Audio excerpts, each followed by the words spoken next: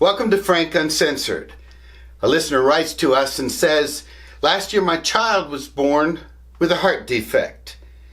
And since that child has entered my life, I live with anxiety and fear about their health. My pastor told me there's no room in the Christian life for anxiety.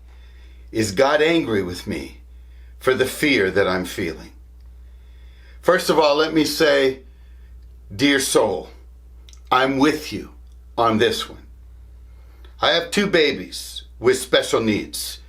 One born with a rare disease who kept us on the doorstep of death for many years, 26 surgeries, 12 pneumonias, 5 cardiac arrests.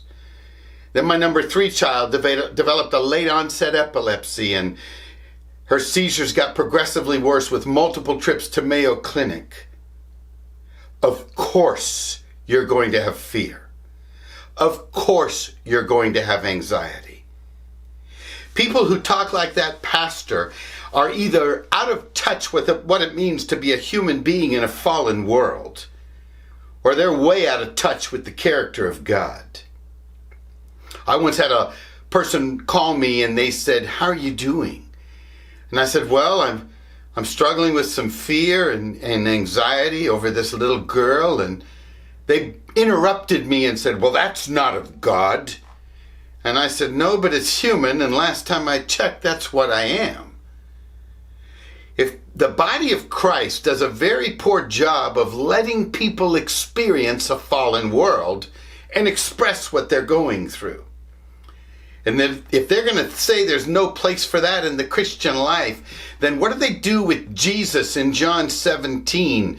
And when he was getting ready to go into the Garden of Gethsemane, and in the Matthew passages where he was sweating blood and asking if there was any way out of going to the cross. What are they going to do with the Apostle Paul, that great champion of grace and identity, who said we can do all things, and yet in the 2 Corinthian letter he said, "I am despairing of life. There's so much trouble come upon me." You realize many churches wouldn't let him into their church to preach? And what about Habakkuk, who said, "I trust you, God, but there's trembling on my lips and decay in my bones"? Dear soul, you're going through a lot, especially when it comes to a parent's heart.